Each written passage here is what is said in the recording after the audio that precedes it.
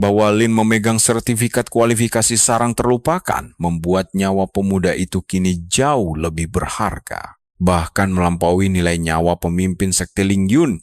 Akibatnya, para pengawal rahasia Shang Wanyan kini beralih menjaga Lin. Penjagaan ketat ini membuat misi pembunuhan Lin menjadi sangat sulit, bahkan mustahil dicapai sekalipun dibantu oleh White Clown. Setelah mereka memahami betapa gentingnya situasi ini, Sang Tuan langsung memberikan sebuah janji besar kepada mereka. Dia berjanji akan membaptis mereka di jurang Abyss agar menjadi prajurit sejati, asalkan misi penting ini tidak gagal. Jika mereka sampai gagal, mereka tidak akan pernah mendapatkan kekuatan Abyss lagi. Keesokan harinya, upacara penghargaan pun dimulai.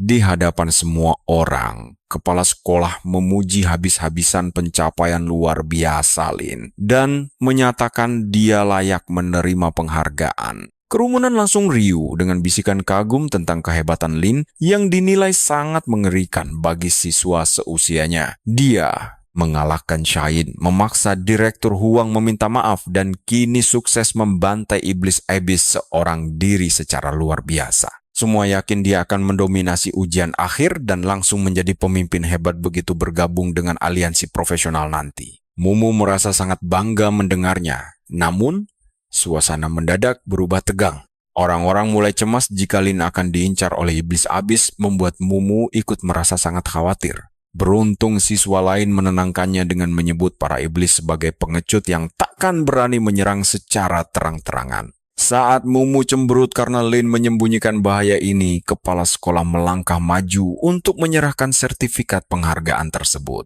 Beliau menyebut Lin sebagai pilar harapan masa depan aliansi, membuat sang pemuda merasa sedikit tersanjung dan malu. Lin menjawab rendah hati bahwa semua profesional adalah harapan sejati untuk menyapu bersih seluruh pasukan kegelapan Abyss. Setelah itu, dia dihadiahi berbagai perlengkapan tingkat platinum dan buku keahlian baru yang sangat luar biasa kuat. Namun dia ragu dan memilih tidak mengambil semuanya karena merasa sebagian besar barang itu tidak akan digunakannya. Meskipun statusnya menggiurkan, peningkatannya tidak terlalu signifikan baginya. Dia pun hanya memilih sabuk kebugaran dan sepatu lincah. Ditambah keahlian Holy Light. Percayalah, jika keahlian pengendara roh putih ini dia balikan, kekuatannya pasti akan menjadi sangat gila. Yuk kita lihat bagaimana item baru ini bisa melemahkan musuh atau memicu efek berserk. Lalu, kombinasi efek cepat dan kalung naga kuno memberinya pengurangan efek lambat hingga 50%, membuat gerakannya tidak terhentikan. Ini benar-benar menghentikan bos yang lincah dan melengkapi kekuatannya. Semua orang kagum melihat kehebatannya yang terus berkembang. Kepala sekolah akhirnya menutup upacara. Dia meminta para siswa kembali belajar, memasuki dungeon, dan bersiap menghadapi ujian. Sebelum Lin pergi, kepala sekolah menghentikannya untuk membisikkan sesuatu yang sangat penting. Aliansi ternyata punya rencana rahasia. Mereka diam-diam mengirim pengawal untuk melindunginya. Pujian di depan umum tadi sengaja dilakukan agar Lin jadi pusat perhatian. Dengan begitu pasukan Abyss akan kesulitan menyerangnya. Lin mengangguk paham, lalu kepala sekolah menanyakan rencana berikutnya. Ujian profesi akhir tinggal 3 hari lagi. Lin menjawab jujur bahwa dia ingin meningkatkan senjatanya ke level 10. Dia ingin lolos bersama timnya. Tiba-tiba, gelang kepala sekolah berbunyi nyaring sebanyak 3 kali. Ada informasi darurat yang masuk. Dia meminta nama-nama anggota tim Lin dan menyuruhnya ikut ke suatu tempat. Ada hal penting yang harus dibahas. Di dalam ruang kerja kepala sekolah, Lin memberikan data rekan satu timnya. Sumu sangat berbakat, tapi dia mengkhawatirkan Bai. Gadis itu tidak punya bakat kuat dan berniat untuk berganti kelas. Mendengar tentang rencana ganti kelas itu, kepala sekolah bercanda bahwa gadis itu pasti hebat karena dipilih oleh Lin sendiri. Tapi kemudian dia serius. Ujian tidak akan memberi keistimewaan, namun jika lolos masa depannya di sekolah akan terjamin. Gadis itu tidak akan dikeluarkan. Kepala sekolah menasihati Lin agar tetap tenang dan fokus memimpin timnya dengan baik. Sambil meminta Lin bersiap, dia menyerahkan sepucuk surat rahasia. Ini adalah hadiah nyata yang berisi rencana besar pihak aliansi. Di dalam dungeon Lizardman, Bayer terus bertarung sengit. Dia menebas musuh dengan pedangnya sementara Lin memuji serangannya. Lin memintanya percaya pada insting sendiri dan meningkatkan kecepatan reaksi. Dia pun menuruti nasihat itu dengan patuh. Nah, perhatikan baik-baik gerakan lincahnya saat dia menghindari tebasan kapak raksasa dari bos monster di depannya. Lin kembali memberi perintah penting untuk mempertahankan posisi tubuhnya. Dia melarangnya ragu dalam mengambil keputusan krusial. Gadis itu patuh hingga akhirnya berhasil mengalahkan bos dungeon. Naik ke level 2, dia mendapatkan keahlian baru bernama Tangan Keberuntungan. Efeknya meningkatkan jumlah koin emas dan mencegah kegagalan ganti kelas. Kemampuan pasif ini hanya dimiliki olehnya saja. Lin memuji kemajuannya yang pesat, menyuruhnya membuang keraguan dan selalu menuruti semua instruksi penting yang dia berikan. Meski begitu, Lin merasa cemas. Dulu dia yakin gadis ini cocok menjadi pendekar pedang karena kekuatan fisiknya, tapi sekarang tidak. Lin meragukan hal itu dan bertanya apakah dia benar-benar ingin ganti kelas. Gadis itu bingung dan merasa bersalah. Lin menenangkannya sambil menjelaskan bahwa dia sangat menghargai kerja kerasnya selama ini demi menumpuk poin kekuatan fisik. Namun, ganti kelas menyangkut masa depannya. Singkatnya, kondisi fisiknya saat ini sama sekali tidak cocok menjadi pendekar pedang. Jika dipaksakan, tubuhnya bisa rusak parah dan karirnya akan hancur. Setelah gadis itu mengerti bahayanya, Lin melanjutkan. Kalian juga pasti sadar betapa sulitnya syarat ini karena dia harus melewati dungeon solo yang sangat berbahaya sendirian. Ada risiko terluka atau putus asa. Namun lulus ujian ini akan meningkatkan kemampuan bertarungnya secara luar biasa. Dia dengan lembut menepuk kepalanya lalu menyerahkan keputusan itu kepadanya. Apapun pilihannya, dia tetap anggota tim yang berharga. Tersentuh oleh ucapan tulus itu, gadis itu merenung. Meski hanya seorang pendukung, dia selalu dihargai dengan sangat baik. Dia pun mantap memutuskan untuk berganti kelas membuat Lin merasa lega. Setelah berhasil mengalahkan satu bos lagi, mereka berdua keluar dari dungeon. Rekannya merasa sangat pusing dan kelelahan. Di pintu keluar, mereka bertemu Sumo. Gadis itu mengeluh karena kesulitan mencari mereka seharian. Karena besok ujian akhir, Lin mendekat dan menyuruhnya agar tidak khawatir. Dia menunjukkan surat rahasia itu sebagai kejutan. Sementara itu di lokasi ujian, para siswa mulai panik ketakutan. Mereka takut gagal. Saat melihat status luar biasa dari bos dungeon tersebut, sebagian besar siswa langsung merasa putus asa dan bingung harus berbuat apa. Ketika Lin dan timnya tiba, tempat itu sudah dipadati oleh banyak orang. Saat bersiap masuk, Sumu mendengar orang tuanya berteriak memberi dukungan dari area penonton sambil membawa papan nama mereka. Lin dengan bingung bertanya apakah dia tidak menceritakan rencana rahasia mereka kepada kedua orang tuanya tersebut. Dia menjawab bahwa dia memang merahasiakannya. Lin pun sadar bahwa informasi ini memang sangat rahasia bagi publik. Tiba-tiba, penguasa kota bernama Jang Hung datang menemui para siswa yang berkumpul di sana untuk menyapa mereka. Dia mengumumkan bahwa ujian profesi tahun ini terpaksa ditunda selama 3 hari karena adanya kejadian yang tidak terduga. Jadi tujuan mereka dikumpulkan sekarang adalah untuk hal lain. Pengumuman mendadak ini tentu saja membuat suasana menjadi kacau. Semua orang mulai berbisik panik. Dan mari kita tunggu kelanjutannya untuk melihat apakah iblis benar-benar mengacaukan ujian ini. Kalian dan aku bakal menyaksikan badai besar yang siap menghantam mereka lagi. Saat semua orang sibuk berdebat apakah ini tentang pertempuran di barat kota atau penyusupan makhluk dari dunia lain, sang penguasa kota langsung membungkam mereka dengan mengumumkan bahwa kota ini memiliki beberapa rekrutan khusus untuk pertama kalinya. Sang penguasa kota lalu menambahkan bahwa berdasarkan aturan baru dari pihak asosiasi profesional, para rekrutan khusus harus menantang sebuah dungeon khusus bersama dengan seluruh rekan tim mereka. Sebelum ujian profesional akhir dimulai, tantangan ini akan disiarkan secara langsung dan direkam agar semua siswa bisa dari tayangan itu. Setelah itu, dia mengumumkan Linnya sebagai rekrutan khusus pertama dari kota Jiangcheng, seorang murid akademi profesional tersebut. Kabar ini langsung memicu gelombang kejutan dan kegembiraan di antara para siswa yang berkumpul di sana, dan mereka semua menatap sang protagonis dengan penuh kekaguman. Berita ini akhirnya sampai ke kelompok pengikut jahat dan Card segera memberitahu iblis asap bahwa ujian akhir ditunda selama 3 hari dan si tokoh utama kita diumumkan sebagai rekrutan khusus di kota Jang. Card juga menambahkan bahwa pemuda itu akan menantang dungeon secara solo yang sebenarnya merupakan dungeon ujian akhir yang asli. Saat iblis asap bertanya apakah dia sudah mengerahkan kartu pembawa bencana, Card segera memberikan konfirmasi yang jelas. Sebelum menyebut hal itu sebagai kebetulan yang aneh karena aliansi belum pindah ke dungeon baru. Di tengah kekhawatiran Card tentang situasi ini, iblis asap memintanya untuk tetap tenang karena tuan mereka hanya memerintahkan mereka untuk segera mengerahkan kartu pembawa bencana dan memastikan target pembunuhan masuk ke dalamnya. Karena itu, dia menyuruh Card untuk memastikan saja bahwa sang protagonis benar-benar telah melangkah masuk ke dungeon tempat item itu diletakkan. Lalu setelah itu segera bergabung dengan tim utama di pangkalan tanpa perlu membuang-buang waktu berharga untuk hal lain. Dalam kondisi cemas, Card langsung meyakinkannya bahwa dia memang sudah. Nah, perhatikan baik-baik. Dia mengaktifkan jebakan tanpa disadari siapapun, bahkan penguasa kota.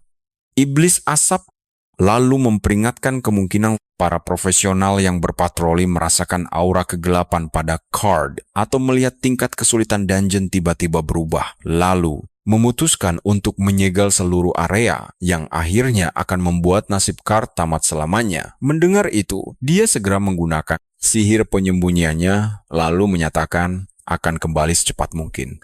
Karena dia terus bersiaga mengawasi di sisi tersebut, dia mengetahui bahwa sang target memang akan segera memasuki dungeon. Dia lalu bertanya pada iblis asap, apakah sosok Blackfish sudah sukses membereskan Hong Xiaoong di pasar gelap atau belum.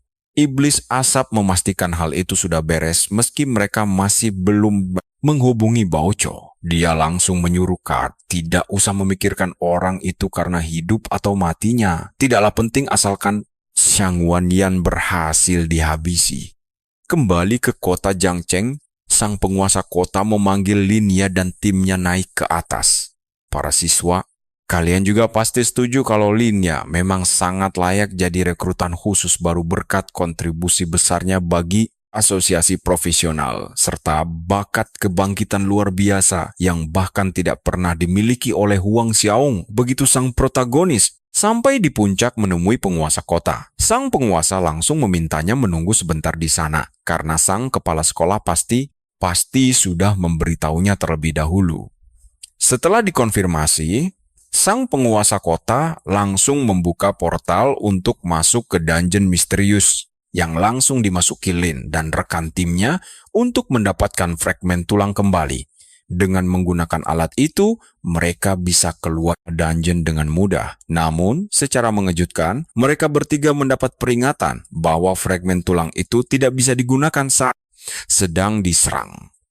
Peringatan lainnya menyatakan tingkat kesulitan dungeon melonjak drastis ke level bencana akibat dari pengaruh kartu pembawa bencana. Hal ini memengaruhi fragmen tulang kembali dan membuatnya mulai hancur lenyap sehingga mustahil bagi mereka untuk bisa kabur dari dungeon. Tepat saat itu juga, hawa panas membakar langsung menghantam mereka yang sangat sulit untuk mereka toleransi dan mereka menyadari dungeon telah bermutasi. Di bawah pengaruh efek dari kartu pembawa bencana, struktur internal dungeon bermutasi, menciptakan peta baru dan monster dungeon liar, namun beberapa area masih tetap tidak berubah. Karena itu, mereka dituntut untuk bertahan hidup. Begitu mereka bertiga menginjakan kaki di alam rahasia, Linya langsung memerintahkan formasi tempur. Dia menginstruksikan rekan timnya untuk berkumpul membentuk formasi pertahanan yang sudah mereka latih simulasi sebelumnya. Linya melihat ke belakang, mengingatkan dirinya bahwa bos terakhir Hutan Yonan terdiri dari 3 makhluk humanoid cerdas. Dia menjelaskan bahwa pada level emas, tantangan terbesar mereka datang dari serangan terpusat yang dilakukan secara bersamaan. Penilaian ini berfokus pada durasi penyelesaian dungeon dan detail tepat mengenai seberapa banyak nyawa mereka yang berkurang.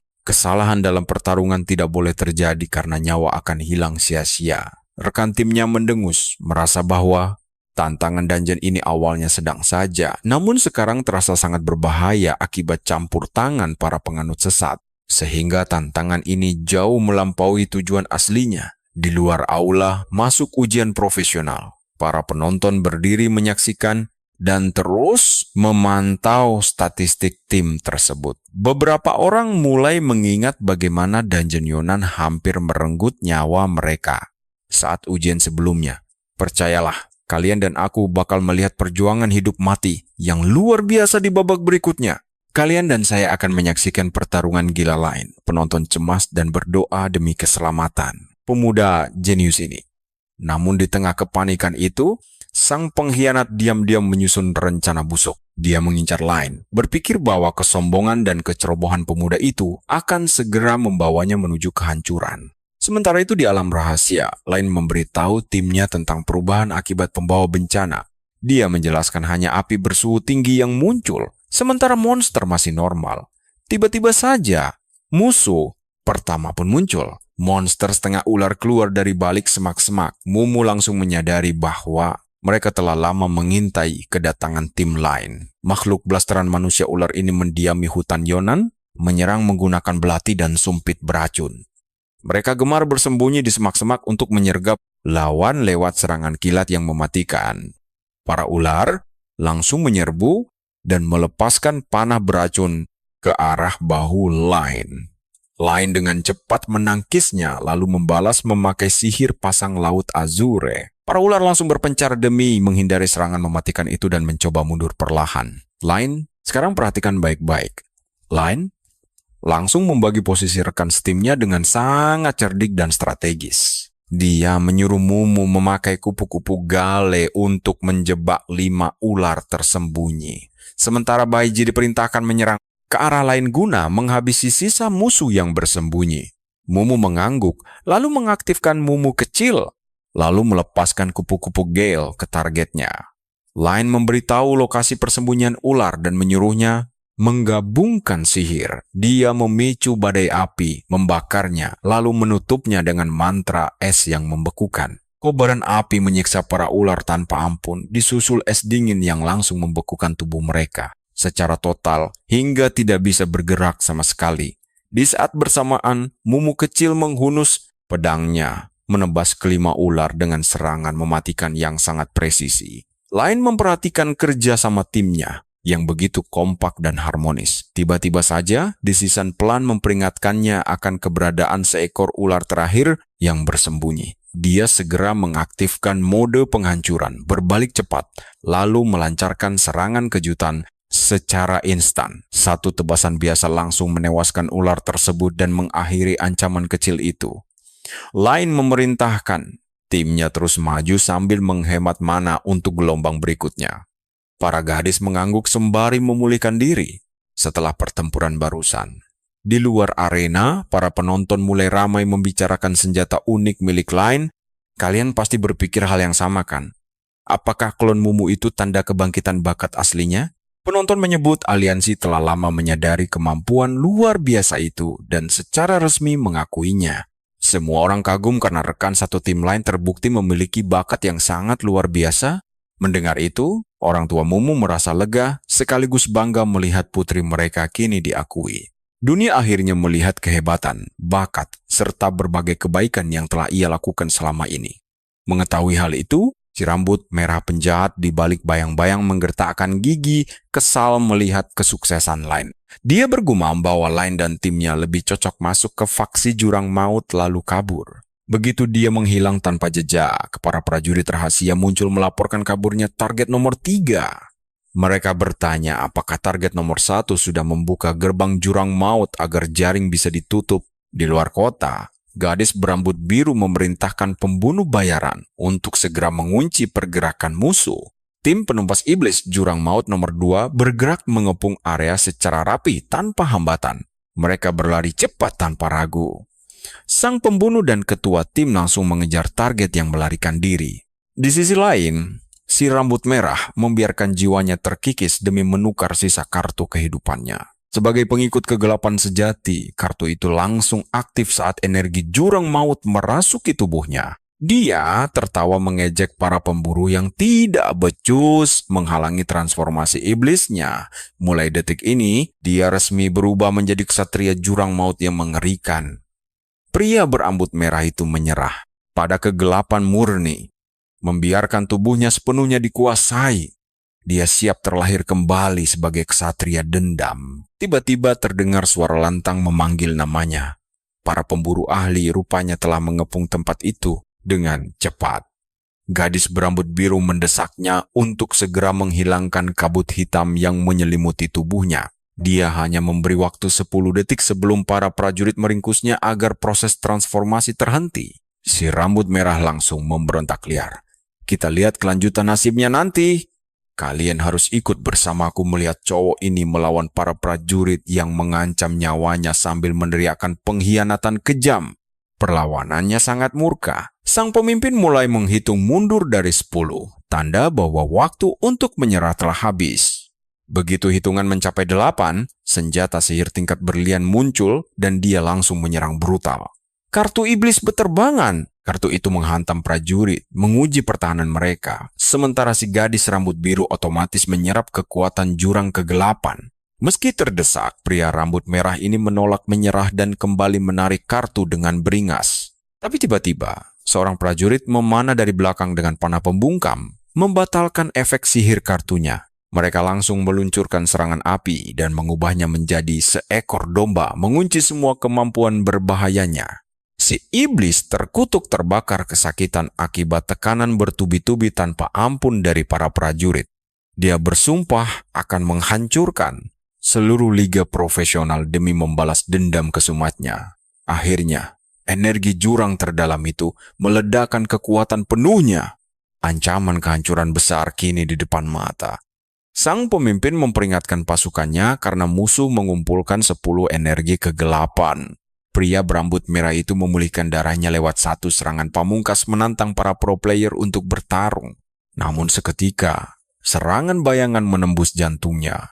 Jurus mematikan ini dieksekusi dengan sangat rapi oleh sang asasin. Perhatikan baik-baik kecepatan kilatnya menyudahi pertarungan dengan tebasan 3 pedang. Sementara itu, di tempat lain, penonton terpukau melihat laga di dungeon rahasia. Mereka melihat Lin menyiapkan taktik mendekati katak beracun, level 20. Ada yang bilang melawan katak itu sia-sia, karena tidak memengaruhi syarat untuk menyelesaikan misi. Yang lain menduga, Lin ingin memanfaatkan monster itu untuk memancing gerakan lawan secara taktis. Sementara, katak beracun level 20 itu kian mendekat dengan langkah lambat namun mengerikan. Lin dan timnya langsung bersiap, mengaktifkan mantra pembalik pemulihan dan penjarahan. Tiba-tiba, katak itu meluncurkan serangan tusukan lidah yang mematikan tepat ke arah Lin. Penonton luar berteriak panik menyuruhnya menghindar, tapi anehnya Lin malah sengaja menahannya. Lidah katak melilit tubuhnya erat, tapi dia langsung mengaktifkan pembalik pemulihan dewa dan bencana sekaligus. Lidah katak itu pun langsung terpotong-potong, hancur lebur oleh kombinasi sihir dahsyat milik Lin. Dia melangkah mendekati musuh tanpa luka sedikit pun di pundaknya. Para penonton menyadari kehebatan taktik Lin yang luar biasa. Kombinasi pemulihan dan kehancuran miliknya meningkatkan daya hancur serangan berkali-kali lipat. Sang bos mulai bergerak menyerang Lin dengan beringas. Tapi coba tebak, Lin menghindarinya dengan sangat tenang sembari mundur. Semua heran kenapa para gadis cuma diam menunggu. Begitu si katak masuk jarak serang, Mumu langsung bersiap menebas. Dia menghunus senjatanya, sementara Bai memperkuat serangan Mumu lewat gabungan pisau badai serta bola api mereka. Serangan combo ini membuat darah sang bos monster langsung berkurang cukup banyak meski belum sepenuhnya kritis.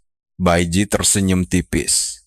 Sadar betul kalau menaklukkan bos tingkat bencana memang sesulit ini. Mumu menyeka keringatnya sambil mengangguk setuju. Merasa kelelahan ini adalah hal yang wajar. Apalagi kombinasi serangan cepat mereka ini rupanya hampir tidak memakan mana sama sekali tanpa jeda pemulihan. Mumu kembali bersiap. Takjub karena semua berjalan tepat seperti rencana matang Lin. Dia pun bertanya sudah berapa lama waktu berlalu. Baiji mulai menghitung dari angka 30. Sementara itu, Lin meluncurkan jarahan pamungkas pada katak beracun yang sisa darahnya sudah sekarat. Seketika itu juga, sistem mengumumkan kekalahan katak tersebut dan mereka resmi mendapatkan berkah dari area rahasia. Bayu bersorak gembira karena mereka berhasil membantai bos dalam waktu kurang dari 40 detik saja. Rekor pun aman. Di sudut kota lain, darah si iblis habis total hingga sistem menyatakan dia mati. Sang pemimpin melapor bahwa target nomor 3 telah musnah.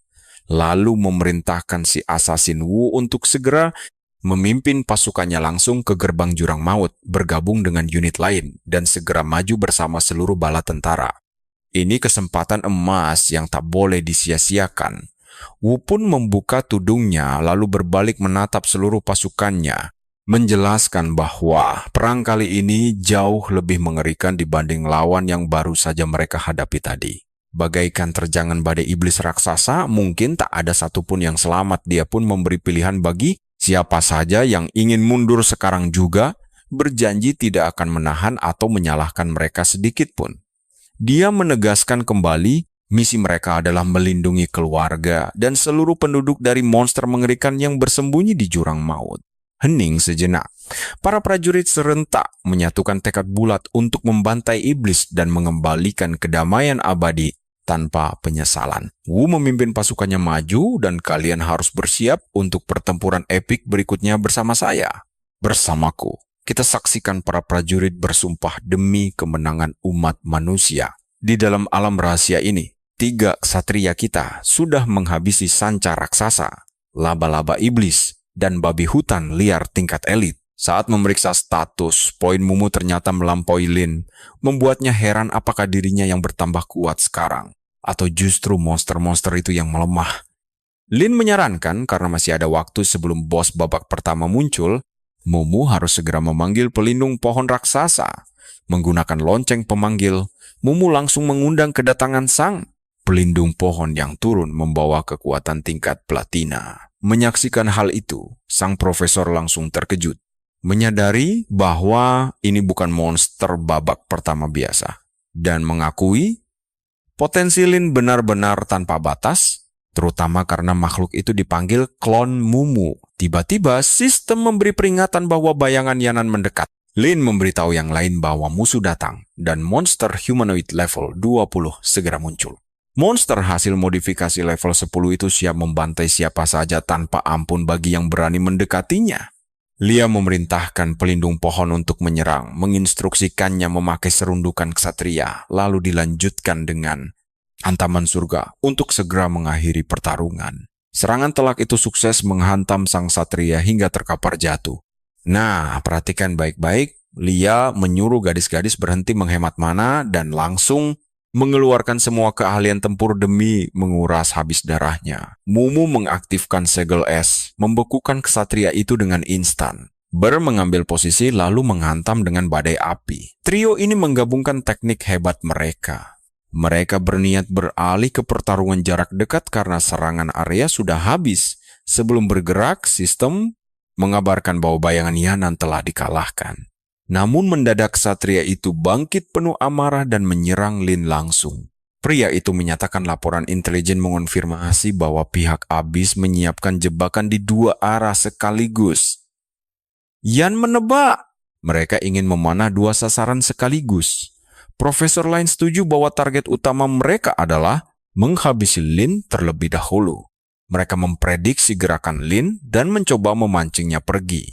Yan pun mengejek mereka yang merasa sangat cerdik. Dia menyebut mereka orang bodoh licik yang mengira kecerobohan sebagai keberanian. Meski menderita kerugian besar, mereka tetap maju membabi buta karena putus asa. Linier membuka topeng penyamarannya dan mengungkap semua kabar baik sengaja dipalsukan agar pertahanan kita menjadi lengah. Kalian pasti mikir Lin harus tahu kebenarannya kan? Sang profesor pun langsung bertindak cepat. Dia memerintahkan Linier masuk alam rahasia saat para rekrutan lengah dan gerbang akan dibuka lebih cepat. Mereka terus mengamati pergerakan Linier sementara Paman Huang mulai cemas dan memperingatkan profesor bahwa putranya dalam bahaya besar. Namun profesor menenangkannya, menyebut ini ujian penting karena penguasa Abyss sebenarnya hanya ingin merekrut Xiaang. Asalkan Xiaoping tidak bertingkah, dia akan tetap aman. Begitu gerbang terbuka, mata-mata mereka akan mengawalnya melewati kota Zhang. Sang asisten melaporkan bahwa pasukan utama mereka telah sukses memasuki gerbang dimensi Abyss tersebut. Dia menambahkan dalam 5 menit gelombang monster akan menyerbu kota Zhang. Yan langsung menyuruh semuanya mundur ke kota bagian dalam untuk bersiap. Dia sangat yakin kali ini mereka sudah selangkah lebih maju dibanding musuh. Pertempuran ini akan dimenangkan tanpa korban jiwa. Sementara di alam rahasia, pelindung pohon meminta izin Linnea. Dia menyuruh Lia mempercayakan semuanya padanya. Lin langsung melancarkan hantaman surga, tendangan terbang, dan tebasan 3 kali berturut-turut ke wajah monster dengan kekuatan luar biasa. Penonton mengira tebasan itu telah menyapu bersih bos yang ada. Penonton lain takjub dia menumbangkan bos platina dalam 5 tebasan. Bahkan ada yang menyebut kemampuan bertarungnya menunjukkan status kebangkitan yang sangat kuat. Namun, seseorang meragukan bakat bertarung siswa pendeta itu karena dianggap kekurangan daya tahan tangguh. Dia bersikeras Lin terlalu rapuh jika dikepung di medan tempur, jadi pendeta sebaiknya menghindari garis depan. Namun penonton lain membantah, menduga Linya sengaja menahan diri mengingat statusnya yang masih siswa baru. Apalagi hindaran, serta penentuan waktunya sangat presisi. Mereka ingat dia mendapat nilai sempurna dalam ujian. Saat ditanya apakah dia setuju, sang guru menjawab bahwa jenius sejati bisa dengan mudah menggantikannya. Penonton lain menyoroti keunikan teknik klon tingkat tinggi milik Mumu yang sangat luar biasa. Jika digunakan dengan benar, kombonya sangat efektif untuk menembus pertahanan makhluk dimensi lain. Tiba-tiba seseorang membisikkan pesan darurat ke telinga pemimpin, membuatnya terpaksa menghentikan siaran karena bahaya mengancam.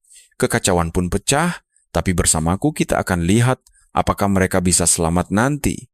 Kalian harus bersiap, karena gelombang monster mengerikan akan segera datang menerjang kita. Kekuatan aliansi sangat luar biasa. Dia menyuruh semua mundur demi keselamatan para siswa. Sementara itu, seorang gadis menyerahkan gulungan pelindung emas kepada Lia sebagai peta jurang baru. Mumu bersikeras ikut Lia. Tapi Lina melarangnya dan menyuruhnya tinggal bersama Baiji demi keamanan. Dia akan masuk gerbang sendirian dengan penjaga pohon. Lin memperingatkan bahwa jalan di depan sangat berbahaya. Bahaya di zona ini belum teruji saat ujian. Dia memuji penampilan mereka namun tetap menyuruh tinggal. Bertahan di belakang jauh lebih aman. Dia tersadar, ternyata dia sudah mengaktifkan pelindung pohon sebelumnya. Para gadis diam-diam berbisik, menyusun rencana menyuapnya dengan ramuan agar bisa ikut masuk jurang. Saat mereka bertiga memasang wajah memelas yang menggemaskan, Lina tidak bisa menolak dan akhirnya pergi bersama. Tanpa berdebat lagi, mereka memberi ramuan pada pohon penjaga, membuat kecepatannya langsung meningkat drastis. Gerakannya melesat cepat seiring kekuatan yang meluap. Mereka menerjang maju dengan energi yang membara. Tiba-tiba boneka zirah hitam tingkat 10 muncul tanpa keahlian khusus, tapi tetap sangat mematikan. Penjaga pohon langsung menghancurkannya dengan jurus pamungkas. Linnea menyusul dengan serangan beruntun. Sangat mulus. Tapi tunggu dulu, boneka zirah hitam tingkat 20 mendadak muncul menghalanginya. Pohon penjaga bertanya apakah harus dihancurkan. Linnea dengan percaya diri berkata bisa menyelesaikannya dalam 1 menit. Mendadak, Lina merasakan bahaya dan menyuruh semuanya diam. Pasukan tak terlihat sedang bersembunyi di kegelapan. Dia meminta mereka menunggu selagi dia memaksa musuh keluar menggunakan teknik energi chi miliknya. Seketika, gelombang energi pembersih menyebar ke seluruh medan tempur. 2 sosok zirah hitam pun muncul. Kehadiran mereka membuat Lino mengernyit kesal. Musuh terus berdatangan tanpa henti di area ini. Sambil menyerang, dia menyuruh Mumu menahan diri agar gerakannya tidak terbaca oleh ninja musuh. Dia memerintahkan pohon penjaga mengalihkan perhatian boneka selagi memancing krocok-krocok itu ke arah ninja. Pohon penjaga mengaum memperingatkan monster lain. Tanpa ragu, Linnea langsung mengaktifkan teknik manipulasi bulan. Dia merapal mantra langit dan bumi, lalu berteriak pada Mumu bahwa inilah saat yang kita tunggu. Pohon penjaga mengaum kencang saat mereka menyerang bersama. Mumu melepaskan badai kupu-kupu yang mematikan.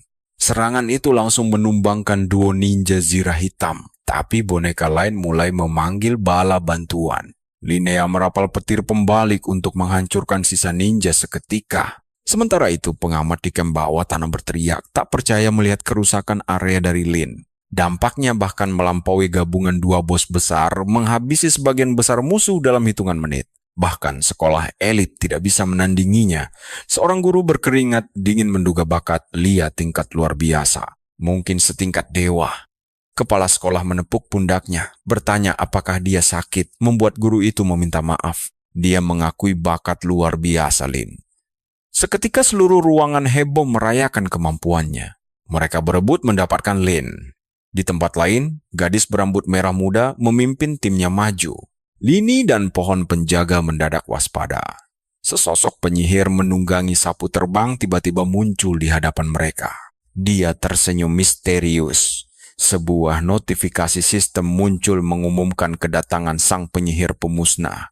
Peringatan sistem berbunyi bahwa kekuatan musuh di wilayah rahasia meningkat drastis akibat kehadirannya. Kedatangan mendadak ini mengejutkan sang pohon penjaga dan Linier sadar pelindungnya mengenali penyihir itu. Dia menatap sang penyihir, menyadari keberadaan klon dan bos tak dikenal yang tampak seperti entitas panggilan. Meskipun data menyebutnya klon biasa, sang protagonis teringat kembali pada pertempuran sengit masa lalu melawannya. Dia menatap tajam mata sang penyihir pemusnah dengan penuh amarah. Penyihir itu pun mulai berbicara. Dia merasa tertarik melihat lonceng pemanggil jiwa, pohon penjaga, dan air mata kehidupan berkumpul di sana. Mendengar ejekan itu, pohon penjaga dan dewa pelindung Mumu langsung melotot marah ke arah penyihir. Lin segera menenangkan mereka dan bertanya apakah mereka mengenalnya, namun dewa Mumu menggelengkan kepalanya.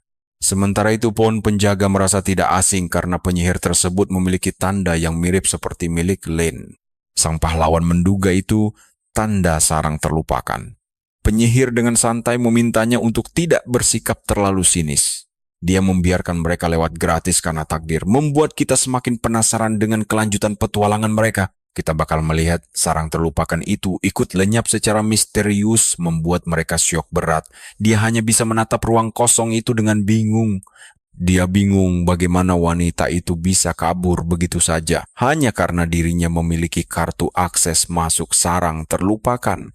Dan saat dia bertanya, apakah wanita itu juga makhluk dari sana? Sang penjaga pohon raksasa menjawab bahwa meskipun ingatannya belum sepenuhnya pulih, wanita itu punya beberapa tanda asal yang mirip dengan sarang terlupakan tersebut. Setelah terdiam sejenak, penjaga pohon itu menambahkan bahwa penyihir pemusnah tidak mungkin makhluk alam rahasia biasa. Dia curiga wanita itu justru tertarik ke alam rahasia ini saat dia dipanggil oleh tuannya menggunakan lonceng pemanggil jiwa. Dengan cara ini, sang master mungkin sengaja membiarkan dia untuk menyerap sebagian kekuatan pembawa bencana itu karena wanita tersebut memiliki energi dan aura yang persis sama dengan benda keramat itu. Jadi, dia bisa saja menjadi sumbernya langsung dan memberikan kekuatan baru pada alam rahasia ini hingga mengubah seluruh instansi. Meskipun ingin menyelidiki masalah ini lebih dalam lagi, Lia memutuskan untuk tidak terlalu berharap pada si penjaga pohon raksasa, karena ingatan utamanya masih sangat samar. Jadi, karakter utama kita memintanya untuk tidak perlu mengkhawatirkan si penyihir pemusnah lagi. Dia lalu menyadari hilangnya jenderal boneka yang dipanggil oleh penyihir itu, dan mulai mempertanyakan siapa sebenarnya musuh terakhir mereka sekarang, karena sistem belum menampilkan pemberitahuan selesai.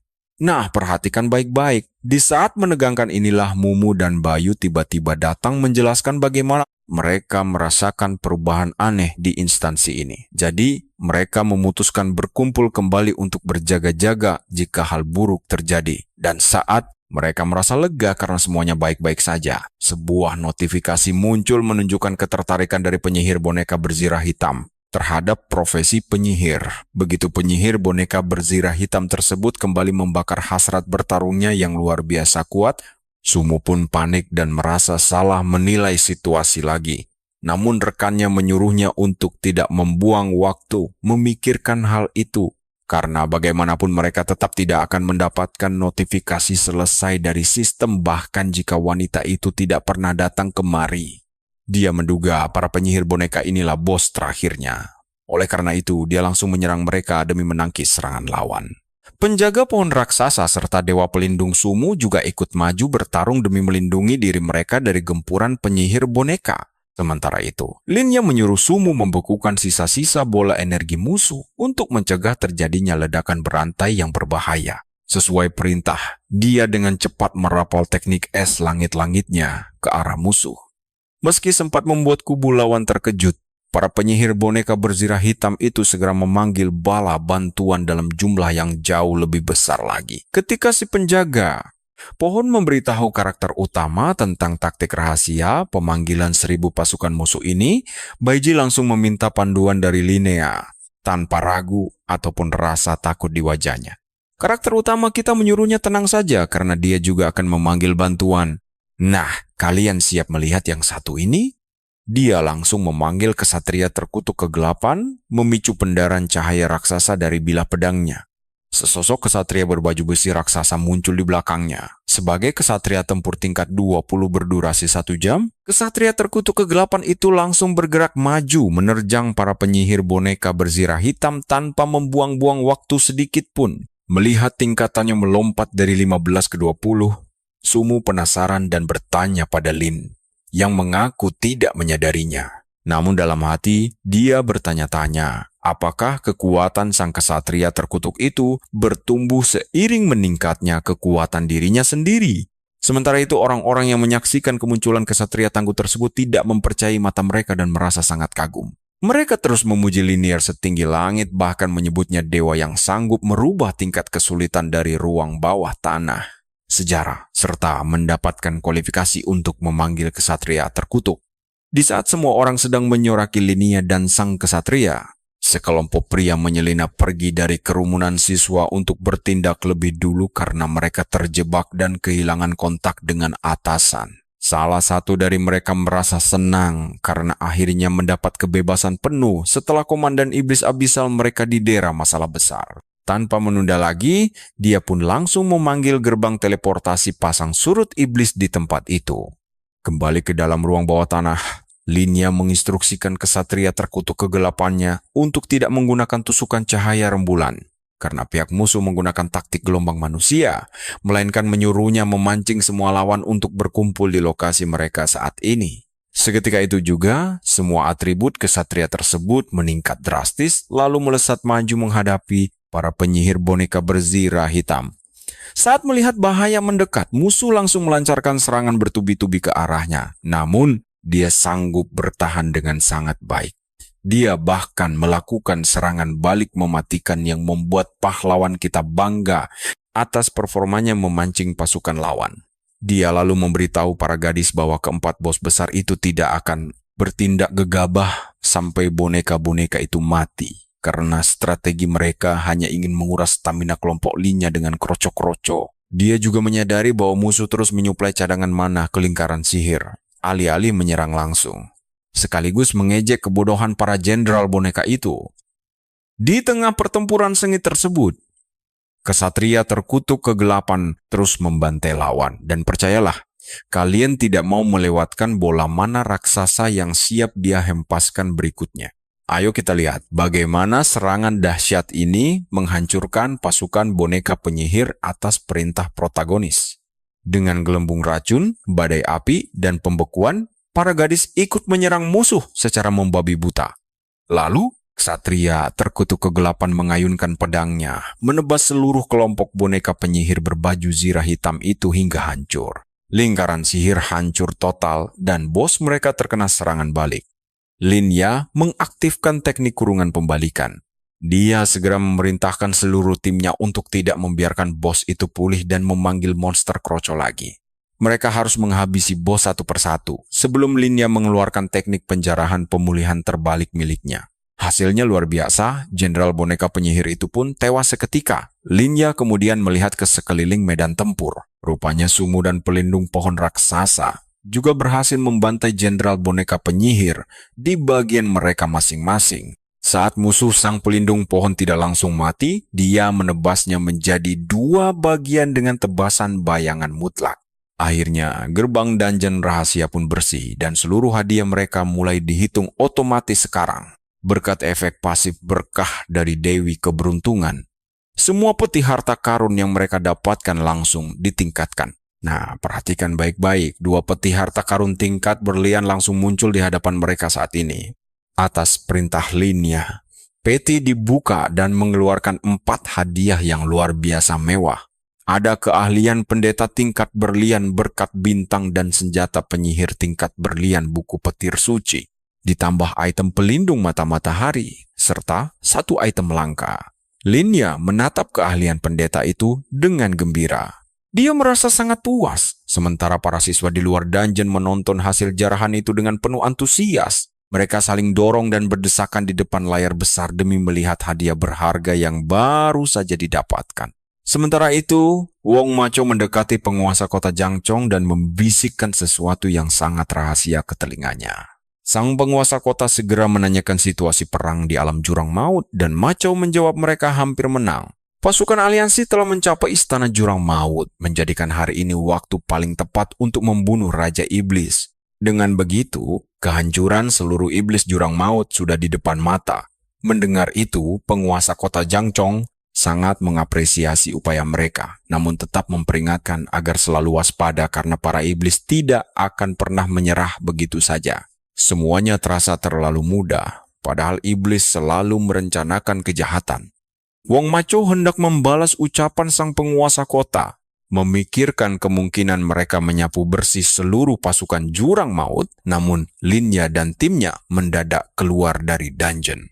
Seketika para siswa langsung bersorak gembira meneriakkan nama sang protagonis dengan penuh rasa kagum dan semangat. Begitu melangkah ke tempat perlindungan, Linya melihat Wong Macho di sana dan menduga semua rencana berjalan lancar. Dia bertanya-tanya sudah sejauh mana pergerakan pasukan aliansi saat ini. Namun hatinya tiba-tiba merasa sangat tidak tenang. Kalian pasti merasakan firasat buruk yang sama kan? Yap, seolah-olah ada faktor penting yang luput dari pengawasan mereka. Tiba-tiba saja, jeritan ketakutan yang sangat histeris terdengar keras dari arah kerumunan para siswa. Saat semua orang berbalik, mereka melihat kawanan monster pasang surut menerobos masuk ke dalam perlindungan. Monster-monster itu menyerang para siswa secara brutal, membuat para pejabat terkejut setengah mati menyaksikan kekacauan ini. Beberapa siswa yang terluka parah berteriak meminta tolong. Wong Macho dengan sigap melesat. Dia berteriak meminta para siswa tidak panik dan berjanji akan menyelamatkan mereka yang berada dalam cengkeraman monster. Macho segera meminta bantuan darurat dari pasukannya, melaporkan serangan mendadak monster pasang surut yang di luar dugaan. Dia mencurigai ada pengkhianat dalam yang memindahkan mereka ke sini.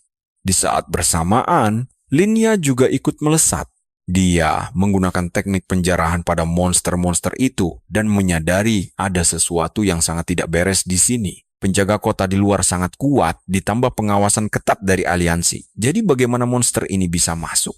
Linya menduga monster-monster ini sengaja dipanggil secara internal oleh seseorang yang menjadi mata-mata di dalam. Penguasa kota Jangchong langsung memerintahkan semua petarung profesional yang ada di sana untuk segera bertindak.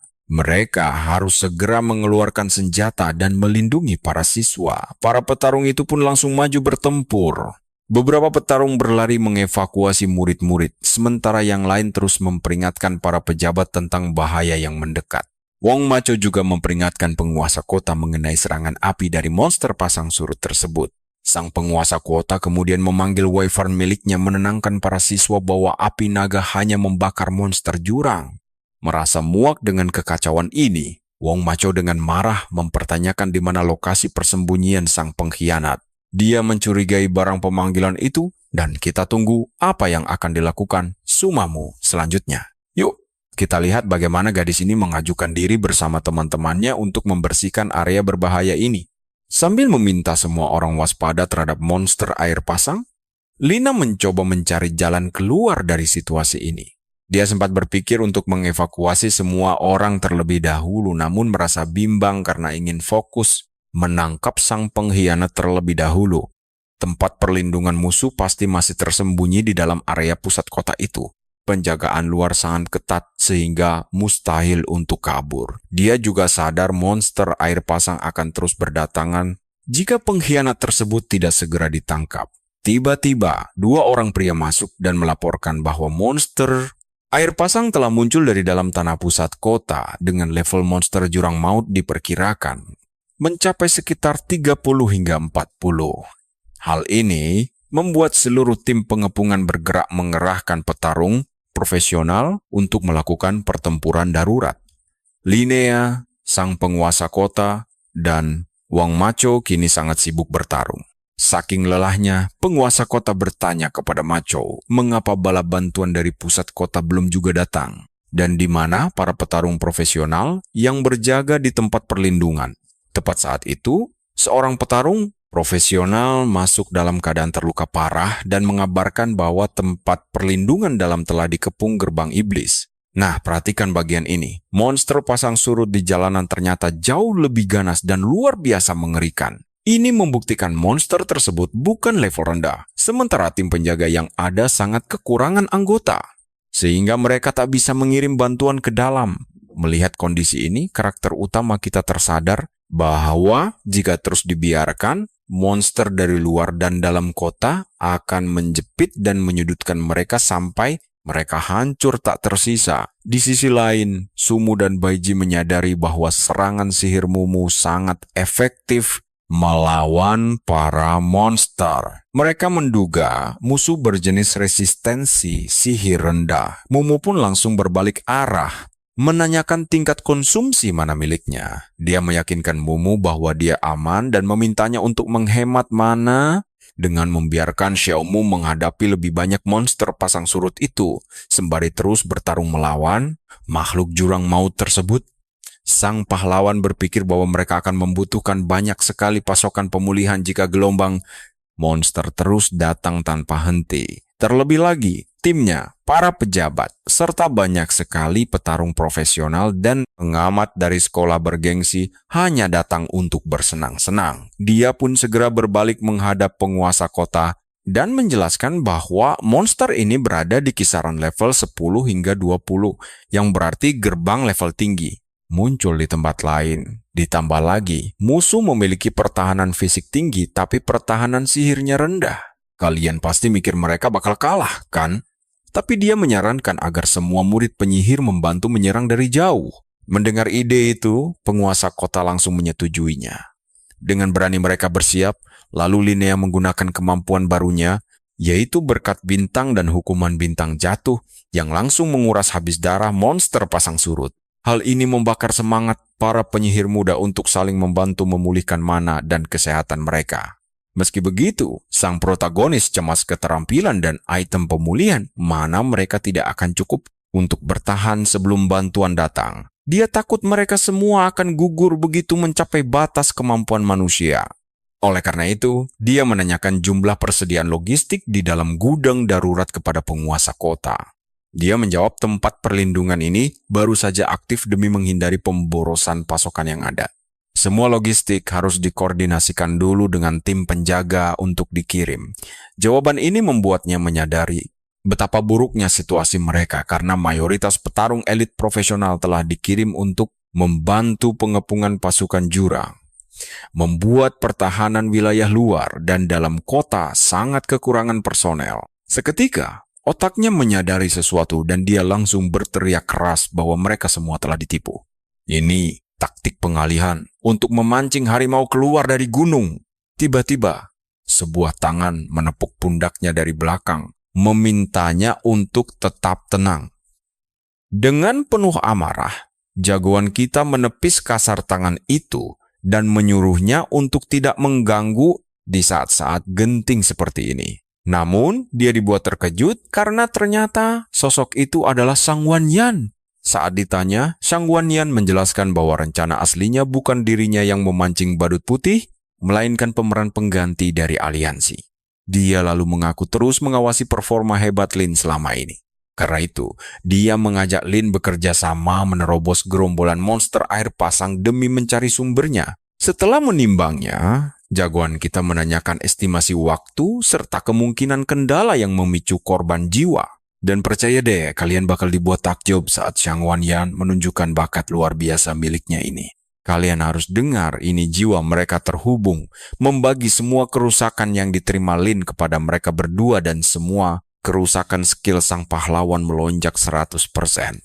Saat Lin menatap Xiang Wanyan dengan ngeri, ia menjelaskan bahwa itu bakat kebangkitannya, tautan jiwa yang bisa memindahkan jiwanya ke orang lain. Efek luar biasa ini bertahan selama 1 jam dan punya banyak fungsi lainnya. Merasa curiga, Lin menanyakan konsekuensi dan efek samping yang akan menimpa tubuhnya sendiri karena mengira ini bakat tingkat legendaris. Namun, Shangwon meyakinkan bahwa satu-satunya orang yang akan terkena dampak buruk hanyalah dirinya sendiri yang akan membuatnya koma selama 1 minggu penuh. Imbalannya, Lin harus menggendong Shangwon saat ia pingsan nanti, setelah kehilangan kesadaran.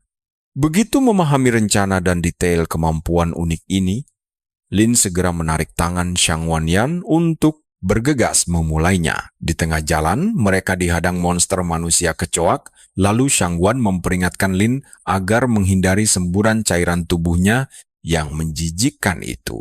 Mendengar aba-aba tersebut, Lin langsung menebas pedangnya dan membelah manusia kecoak itu menjadi 2 menggunakan kekuatannya. Dahsyatnya. Xiang Wanyan memimpin jalan lebih dalam, menuntun Lin langsung menuju mata-mata yang bersembunyi. Lin langsung menyadari sesuatu. Nah, perhatikan bagian ini, ketua sekte Lingan ternyata sudah tahu identitas si penyusup, bahkan langsung mengakuinya tanpa ragu. Saat ditanya, ia menjelaskan bahwa kamera pengawas tersembunyi selalu aktif di area ini. Ternyata para penyusup sengaja menyembunyikan gulungan pemanggil di dalam ruang pemantau. Tindakan ini sangat konyol sekaligus cerdik, karena kamera lain juga mengawasi ruang pemantau itu sendiri. Sementara itu, di luar kota Zhong, monster jurang yang tak terhitung jumlahnya berkeliaran bebas di jalanan yang hancur. Huang Xiaopong kewalahan menghadapi gelombang monster tanpa akhir ini. Ia mengumpat dengan sangat keras, mengingat bagaimana makhluk menjijikan itu berani menangkap dan mempermalukannya. Ia sangat kesal karena mereka membuang waktunya yang berharga dan membuatnya sangat terhina. Setelah menghabisi monster lain, ia berbalik lalu membentak pengikut Blackfish. Ia memberikan perintah tegas agar bayangan itu berhenti mengikutinya sekarang juga. Blackfish menjawab dengan tenang, berkata ia tidak bisa lagi menemani Xiaopong melanjutkan perjalanan. Ia menegaskan Xiaopong harus berjuang sendirian karena ada urusan penting yang mendesak. Blackfish lalu menunjuk ke tanda aneh yang muncul di lengan Xiaopong. Berkat tanda itu, kawanan monster jurang tidak akan menyerangnya lagi nanti. Namun, para petarung profesional pasti akan mengiranya sebagai manusia yang terkorupsi. Blackfish menyarankannya untuk menyerah atau bersembunyi sampai gelombang iblis ini mereda. Setelah itu ia harus menjelaskan asal-usul tanda jurang tersebut kepada pihak berwenang. Menganggap saran itu konyol, Xiaopong malah menghina Blackfish dan menuntut rencana yang jauh lebih baik. Tapi tunggu dulu, di saat krusial ini, Fox dan Smoke Demon mendadak muncul karena akhirnya berhasil melacak Blackfish. Mereka langsung menghadangnya dengan penuh kemarahan, menuduhnya telah mengkhianati jurang. Di luar dugaan, Blackfish justru mengakui bahwa ia memang agen penyamar bernama Smoker. Ia menyuruh mereka untuk segera mundur selagi sempat. Namun hal itu membuat Smoke Demon meledak dalam amarah dan menyerang untuk membunuh. Blackfish berdalih niatnya baik, tapi mengandalkan kekuatan jurang adalah kesalahan besar yang nyata. Smoke Demon membalasnya dengan melayangkan pukulan keras tepat ke wajah Blackfish. Sementara itu Fox mendekati Xiaopong sambil menyapa dengan nada mengejek. Karena sudah kesal sejak awal, Xiaopong langsung menghina Fox dan menyebutnya seekor tikus. Murka mendengar ejekan itu, Fox menghempaskannya ke dinding dengan kekuatan dahsyat, lalu mengejek kelemahannya saat Xiaopong gagal melepaskan diri. Xiaopong mencari celah dan menghantamkan sikunya ke kepala Fox, tapi dengan cepat Fox menahan lengannya lalu menghantamkannya kembali. Wajah dan lengan Xiaopong kini terkunci erat saat Fox mencekik lehernya sambil mencaci maki dirinya sebagai wadah korupsi tak berguna. Xiaopong membalas lewat kata-kata pedas yang menyerang penampilan dan harga diri Fox, membuat ego wanita itu terluka parah hingga kehilangan kesabarannya sama sekali. Ia memanggil tali energi magis untuk mencekik tubuh dan leher Xiaopong tanpa belas kasihan. Xiaopong sadar bahwa kali ini Fox benar-benar ingin membunuhnya. Namun, Smoke Demon mengirim pesan mental untuk mengingatkan misi utama mereka. Fox berdalih bahwa bakat korupsi Xiaopong jauh melampaui Tuan Magao. Sebagai sosok langka 1 berbanding 10.000, berpangkat raja, rencana mereka adalah menangkapnya hidup-hidup dan mencuci otaknya menjadi senjata tempur. Fox lalu mengejek Smoke Demon seraya menyuruhnya membantu mengikat Xiaopong. Setelah Smoke Demon setuju, Fox langsung melempar tubuh Xiaopong ke tanah begitu saja. Tiba-tiba, Blackfish muncul entah dari mana dan menghempaskan Fox ke seberang jalan hingga ia terluka dalam dan statusnya anjlok drastis. Smoke Demon panik setengah mati melihat Blackfish mampu mengatasi mereka berdua sendirian. Dengan sisa amarah, mereka berdua menyerang bersama sekuat tenaga. Namun Blackfish tetap santai, menganggap wujud baru mereka sama sekali tidak berguna. Ia bahkan mengejek Fox berkata serangannya justru memberi peningkatan kekuatan untuknya. Saat musuh mendekat, energi raksasa mendadak meledak dahsyat dari dalam tubuh Blackfish. Gelombang kejut menerbangkan mereka berdua, menyisakan raut wajah tidak percaya. Bakat kebangkitan Blackfish menyala seiring aktifnya teknik penyeberangan suara abisal yang memberi beragam efek menguntungkan. Sebagian besar dari efek ini mengincar monster iblis. Kalian pasti nggak sabar nunggu kelanjutannya kan? Fox menjerit histeris saat api membakar tubuh bersisiknya.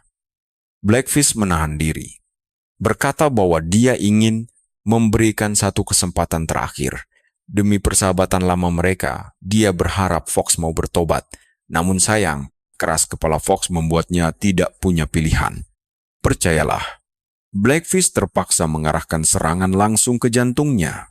Di tengah pukulan, Fox terpaksa kembali ke wujud manusia. Dia jatuh menghantam tanah saat Blackfish mengucapkan selamat tinggal dengan lirih. Dia memintanya memilih menjadi manusia di kehidupan berikutnya, lalu mengangkatnya dan melepaskan meteor uppercut berkekuatan dahsyat. Wujud naganya hancur berantakan akibat hantaman telak itu. Blackfish langsung menyusul dengan Grand Slam, menghantamkan tubuh hancurnya ke tanah. Dia terkapar tak bergerak dengan darah berceceran saat sistem memeriksa kondisinya. Sistem mengonfirmasi kematiannya dan mengucapkan selamat kepada Blackfish karena melenyapkan sang pengkhianat. Blackfish menatap diam jasad temannya sambil menahan emosi. Tiba-tiba, suara keras memecah keheningan saat dia melihat Smoker melarikan diri. Dia meminta maaf pada Fox, yakin bertahan hidup adalah jalan terbaik. Saksikan ini tanpa ragu, dia melesat maju mengejar Smoker habis-habisan, memperingatkan bahwa tidak ada jalan keluar untuknya. Smoker langsung berubah ke wujud monster dan menuduh Blackfish sangat kejam. Dia menyerang maju dengan pukulan nekat ke arah Blackfish. Namun Blackfish tidak bergeming, membalas dengan Vadra, Palm sebagai jurus tingkat tinggi. Dia langsung menyusulnya dengan Force Displacement dan Light Red Fist. Kombinasi serangan itu mementalkan Smoker dengan sangat keras. Blackfish mengakhirinya dengan uppercut saat sistem mengumumkan kematian Smoker. Blackfish lalu menatap Xiang yang pingsan tanpa tahu jalannya pertempuran.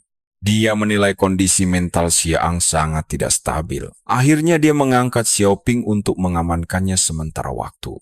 Tiba-tiba, atasannya memberi perintah untuk segera berhenti. Sang bos menanyakan keberadaan Blackfish saat ini. Blackfish melaporkan bahwa dia sedang berada di luar gerbang utara kota Jiang dan berencana membawa Xiaowing ke kota. Dia menjelaskan Xiang pingsan akibat dikejar musuh yang terinfeksi sebelumnya. Tanpa ragu, dia melaporkan Fox dan Smoker telah dilenyapkan. Sang bos memberitahu Blackfish bahwa rencana kini berubah total. Dia memerintahkan untuk membawa Xiaopang langsung kepadanya. Blackfish pun merasa bingung dan bertanya apakah Xiaopang akan bergabung. Dia menilai Xiaopang kurang latihan dan akan mati sebagai agen rahasia. Kalian harus tahu, ini bos mengungkap informasi mengejutkan tentang bakat korupsi Xiao Wang yang luar biasa. Potensinya melampaui penilaian iblis Abyss Mgo, bahkan bisa melewati tingkat Lord hingga mencapai level Raja. Kenyataan ini membuat Blackfish terkejut setengah mati. Sang bos menjelaskan bahwa Xiao Fang bisa meraih otoritas besar di dunia abis, tapi tekad unik Xiaong membuatnya mampu menolak korupsi sepenuhnya. Paradoks ini memberinya potensi membantai makhluk di atas Raja Abis, bahkan mendekati Kaisar Abis itu sendiri. Manusia terinfeksi sepertinya belum pernah ada dalam sejarah. Sang bos menambah bahwa dia sudah memastikan keputusan ini dengan ayah Xiaopang. Aliansi dan otoritas lain juga sepakat menyetujui rencana ini. Dia menjamin Xiaopang bisa menerima kekuatan Abis dengan aman tanpa kehilangan kemanusiaannya. Blackfish lalu bertanya apa yang terjadi jika Xiaong menolak dan memilih tetap menjadi manusia biasa. Dia menyebut Xiaopang terus menggumamkan nama Lin secara obsesif, sehingga kekuatan itu bisa merusak segalanya. Namun sang bos dengan tenang mengaku sudah menyiapkan solusinya. Dia memperingatkan agar jangan menilai Xiaopang dari temperamen buruknya saja. Keyakinan keras kepala Xiaowang dan potensi aslinya melampaui penilaian biasa. Bahkan para ahli maupun iblis abis tak bisa mengukurnya. Kelemahan Xiaopang berasal dari trauma masa kecil. Rahasia ini dijaga sangat ketat dan hanya diketahui ayahnya. Dia yakin Lin juga mengambil keputusan setelah memahami sifat asli Xiaopang. Meski Lin ya bisa dengan mudah menghabisi iblis abis, Xiaopang sangat ekstrem. Dia bisa menjadikan Lin Ya sebagai obsesi dan iblis batinnya demi membuktikan keunggulan garis keturunan. Kedua jenius ini memang tidak cocok bekerja sama, tapi mereka bisa bergerak terpisah untuk efektivitas maksimal. Kita lihat saja apa rencana selanjutnya dari mereka nanti. Blackfish menerima perintah tersebut dan berjanji membawa Xiaowang. Dia juga menanyakan kejadian serius di kota Jiang. Sang bos membenarkan insiden itu, namun untungnya Lin Ya turun tangan dan keadaan langsung berbalik. Lin Ya kini kembali ke wujud tempur biasa dari mode penghancurnya. Dia merasa aneh melihat monster-monster tanpa otak ini ternyata bisa sangat ketakutan saat berhadapan dengannya. Mari kita mulai petualangan ini. Portal akhirnya tenang. Membuat Linier bingung apakah Raja Abis sudah mati. Yan menduga prajurit aliansi telah menghabisi iblis pengendali. Dia pun mengangguk, menyetujui kemungkinan besar tersebut. Sebab monster laut hanya patuh pada iblis pembawa energi abis. Mereka bahkan bisa bertelepati dengan makhluk di dalam dimensi tersebut. Sementara Yan menambahkan info penting, bahwa monster yang menyerang tadi dipaksa maju oleh komandan mereka untuk bertempur mati-matian. Kini setelah komandannya tewas, rasa takut alami menghentikan langkah monster-monster mengerikan tersebut. Yan bangkit lalu mengikat rekan-rekannya yang terinfeksi dengan kuat, meski dia masih belum paham semuanya. Bagaimana mereka bisa jadi aneh begini karena biasanya korban infeksi langsung kehilangan kesadaran mereka. Setelah selesai mengikat, bagi Yan mencari tahu penyebabnya tidak penting dibanding mencegah mereka melarikan diri, agar mereka bisa diadili nanti.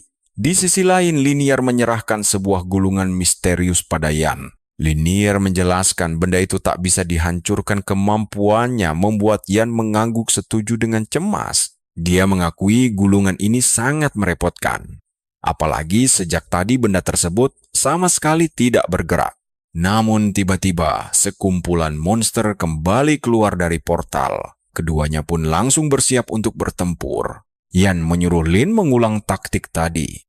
Perhatikan baik-baik saat Linier langsung mengaktifkan jurus laut merah terbalik. Jurus lautan mayat pun aktif. Yan mengingatkan agar korban infeksi tidak ditenggelamkan karena itu sia-sia. Linier mengangguk tenang, menegaskan serangannya hanya mengincar monster laut saat dia memasuki mode penghancur. Sambil merapal sihir, Yan yang melihatnya pun takyub dengan kehebatannya bertarung yang luar biasa. Dia memberikan serangan merusak, sekaligus melumpuhkan musuh dengan mudah, lalu berbalik mengumumkan jalanan telah bersih. Yan hanya terdiam heran hingga membuat Linier bingung, tapi Yan segera menyuruhnya terus maju tanpa penjelasan. Linier menjelaskan portal ini harus segera disegel, tetapi gulungan itu harus dihancurkan terlebih dahulu. Karena terhubung dengan portal, Linier pun berganti ke wujud pemusnah demi bisa menghancurkan gulungan tersebut. Dia melemparnya ke depan lalu menghantamnya keras hingga guncangan hebat membuat semua orang panik. Wali kota segera menenangkan warga di perlindungan sembari khawatir dengan apa yang dihadapi Linier di sana. Tiba-tiba pegikan melengking mengejutkan Linier dan Yan, membuat langkah mereka seketika terhenti karena syok. Yan heran apakah ada portal yang bisa meniru suara manusia saat sebuah suara memohon pada Linier. Suara itu memintanya berhenti menusuk gulungan, namun Linier justru memakai penyumbat telinga pemberian Mumu. Tindakan konyol ini membuat Yan makin bingung.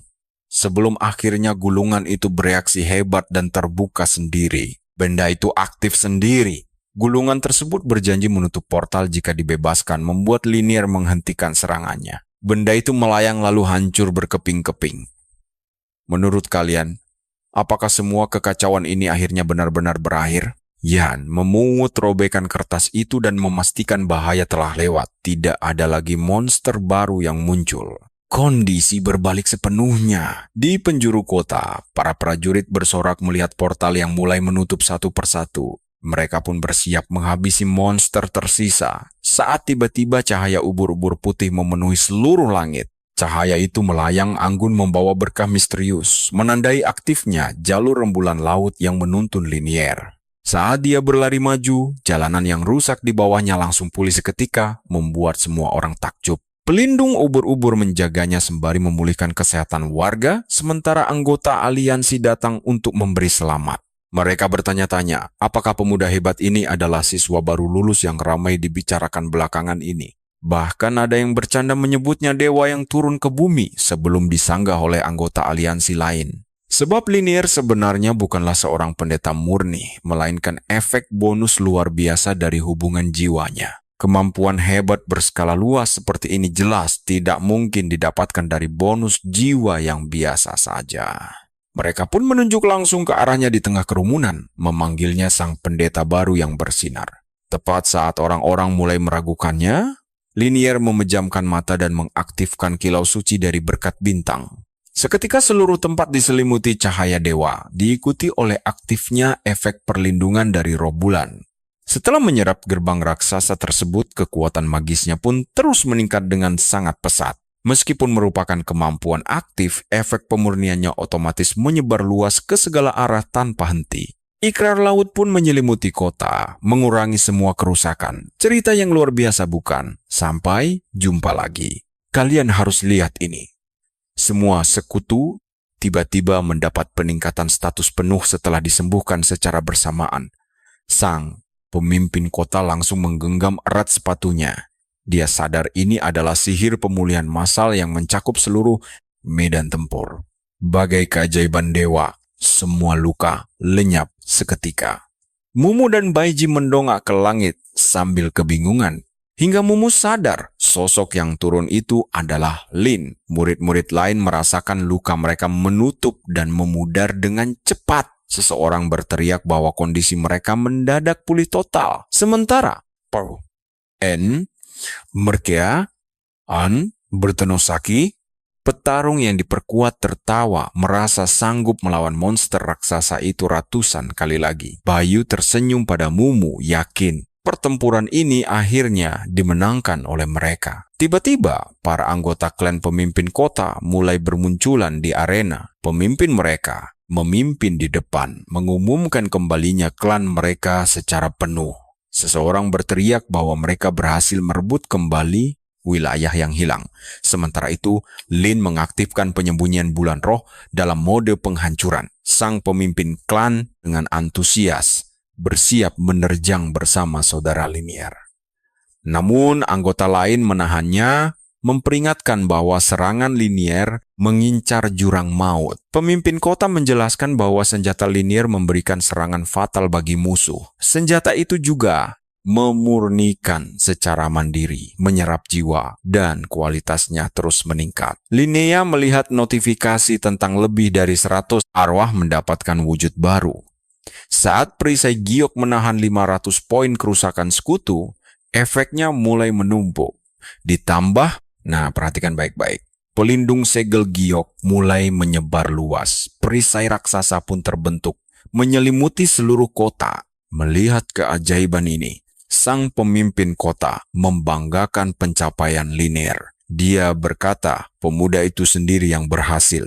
mengubah status para petarung profesional. Sambil menatap para murid, dia menegaskan bahwa kelas pendeta kini jauh lebih dihargai. Di luar kota, seorang reporter mengabarkan bahwa tim pengintai telah kembali. Sektor A berhasil dibersihkan sepenuhnya oleh tim penyisir yang memeriksa setiap gedung.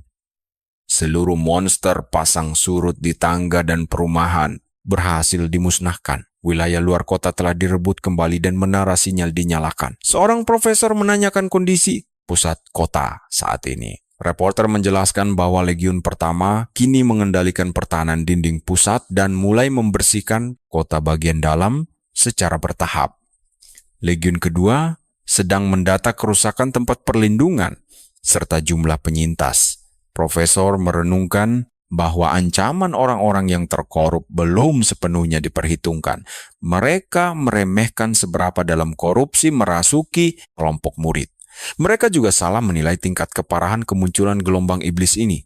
Dia heran mengapa tidak ada yang menyadari masalah ini lebih awal. Wilayah luar kota hancur parah akibat banyaknya gerbang teleportasi liar. Bahkan, kalian pasti berpikir ujiannya gagal total, kan? Tapi bantuan medis tetap dikirimkan bagi murid yang bertahan. Untungnya, tidak ada warga sipil biasa yang tewas selama insiden mengerikan ini terjadi. Dia merasa beruntung karena bantuan dari pemimpin kota dan linier. Mereka berhasil melindungi arena dalam agar tidak runtuh sepenuhnya. Dia mencoba mengingat siapa saja yang menerima sumber daya tadi, namun memorinya samar. Paman Huang kemudian melapor bahwa Yan memulihkan sistem pemantauan sepenuhnya. Mereka memastikan tidak ada korban jiwa di dalam kota. Diskusi berlanjut, semua sepakat para murid berjuang dengan sangat luar biasa. Guru Shuang menegaskan bahwa tanpa Lin, mustahil tidak ada korban jiwa. Sementara itu wanita misterius berjubah tiba diam-diam sambil tersenyum penuh arti. Saat perang antara petarung dan monster pasang surut itu berakhir, seluruh monster berhasil dimusnahkan tanpa sisa. Sumber utama dari gelombang iblis itu juga langsung dibersihkan setelahnya. Dengan berakhirnya krisis ini, kota segera memulai operasi pembersihan pasca bencana secara teratur. Sementara itu, seluruh guru, murid, orang tua, dan petarung profesional dievakuasi ke ruang tunggu khusus. Ruangan ini disediakan untuk pemeriksaan fisik mendalam dan perawatan medis. Mereka telah melewati pertempuran melelahkan yang menekan batas fisik mereka. Kebanyakan dari mereka selamat hanya berkat sihir penyembuh tanpa henti dari linier dan para pendeta. Untungnya, hasil pemeriksaan medis menunjukkan tidak adanya luka serius ataupun efek samping berbahaya. Semua orang bahkan mendapatkan layanan pemulihan gratis dari pihak aliansi. Namun, Shangwon menjadi orang yang kondisinya paling memprihatinkan di antara semuanya. Efek buruk dari ikatan jiwa membuatnya langsung koma setelah bertempur. Akibatnya, pengikutnya segera membawanya pulang langsung ke sekte Rima Spiritual. Begitu sang pengkhianat berhasil diidentifikasi, pengawas aliansi langsung menangkapnya. Hari itu juga, dia akan diinterogasi demi melacak sisa-sisa sekutu terkorup lainnya. Kelompok inilah yang mendatangkan gelombang iblis tersebut. Beberapa pengawas pertahanan kota rupanya ikut terseret dalam penyelidikan ini. Mereka dipecat akibat lalai bertugas dan membiarkan warga tanpa perlindungan. Akhir yang pantas kan? Penyelidikan pun dimulai. Mereka dipecat dan diselidiki karena lalai menjaga shelter perlindungan. Kini, kalian harus tahu, satu kesalahan saja bisa menewaskan puluhan ribu orang. Tapi saat semua beres, Lina merasa ada masalah besar yang belum selesai. Menurut pesan kepala sekolah, aliansi sebenarnya sudah tahu rencana licik para penyusup. Mereka bahkan sudah menyiapkan pasukan pencegah. Jadi, pertahanan pusat kota dan area ujian seharusnya dijaga sangat ketat. Namun kenyataannya justru berbanding terbalik. Linia kemudian teringat saat dia menginterogasi Shang Wanyan tentang penyerangan ke jurang maut sebelumnya. Shang Wanyan sempat menyebutkan dokumen rencana yang cukup samar. Meski diperintahkan menyerang jurang maut, Shang Wanyan tidak pernah sampai. Dia justru bergegas ke ruang kendali pusat. Setelah mendeteksi adanya keanehan di sana, sambil mendengarkan penjelasan itu, Lin menatap matanya dengan penuh selidik. Dia heran apakah bakat Shang Wanyan menurunkan kecerdasannya. Tiba-tiba, Shang Wanyan teringat sesuatu hal. Mereka sangat yakin bisa menyapu bersih pasukan jurang maut dengan cepat. Karena itulah semua pasukan dialihkan keluar kota utama. Mendengar alasan ini, Linia tetap tidak percaya dan merasa janggal. Semua orang tampak melupakan ingatan tentang penugasan pasukan. Mustahil kesalahan konyol seperti ini terjadi. Memindahkan seluruh kekuatan utama sama saja memberi kesempatan bagi penyusup untuk membuka portal iblis. Setelah urusan kartu selesai, pasukan elit seharusnya kembali ke kota untuk melindungi para siswa, serta memperkuat keamanan dalam kota. Tapi mereka malah mendadak diperintahkan menyerang wilayah jurang maut. Anehnya, semua orang patuh tanpa ada bantahan. Shang Wan mengaku mereka benar-benar lupa rencana awal pasukan. Sekarang, perhatikan baik-baik. Kesadaran ini bikin dia merinding karena benar-benar tidak masuk akal. Jika ada seseorang yang mampu memanipulasi ingatan mereka, kekuatannya pasti sangat mengerikan. Bisa menghancurkan seisi kota dengan sangat mudah. Saat Shang Wanyan mempertanyakan motifnya, Lin punya sudut pandang lain. Dia merasa dalangnya tidak sehebat itu. Mungkin sang manipulator tidak sekuat dewa. Di tempat lain, penguasa kota mengingat jelas rencana pertahanan mereka. Mereka berniat menugaskan beberapa tim penjaga demi perlindungan penuh. Rencana itu juga sudah memperhitungkan ancaman kontaminasi jurang maut pada warga biasa. Ketua Huang membenarkan hal ini dan memberi penjelasan. Banyak warga yang terinfeksi memiliki latar belakang berbeda, namun kekuatan mereka sangatlah terbatas. Sebagian besar belum mendapatkan kekuatan kegelapan. Mereka tidak aktif dan mudah membaur dengan warga biasa. Mereka juga hanya melakukan kontak satu arah dengan iblis. Hal ini membuat penyelidikan menjadi sangat sulit. Penguasa kota teringat telah menyusun rencana pencegahan. Namun karena tidak ada yang menjalankan rencana itu, kalian pasti sepakat ini ngeri. Ketua Huang menduga ada sosok korup tingkat tinggi yang menghapus memori mereka. Namun, dia sulit mempercayai skenario ekstrem itu. Jika penyusup itu ada, kenapa situasi berbalik begitu mudah? Mengapa dia tidak memperingatkan pasukan jurang maut lebih awal atau memilih untuk mundur secara taktis saja? Dia justru membiarkan tuannya mati begitu saja tanpa bertindak. Hal ini memicu kecurigaan di benak penguasa kota. Dia curiga ada perseteruan internal di dalam pasukan jurang maut. Mungkinkah target asli mereka adalah Raja Abisal itu sendiri? Berbagai kemungkinan buruk langsung memenuhi pikirannya saat itu juga. Dia meminta Ketua Huang segera menghubungi aliansi kota lain. Kekuatan tersembunyi ini bisa jauh lebih berbahaya daripada monster jurang maut. Mereka pasti punya konspirasi besar. Dia pun memerintahkan pemeriksaan menyeluruh terhadap seluruh personel terkait. Mereka harus melacak metode pengubah memori dan menangkap orang-orang yang mencurigakan. Di tempat lain, pria dan wanita misterius berkerudung membicarakan apakah aksi mereka sudah ketahuan. Si pria merasa itu tidak penting karena mereka bergerak bebas.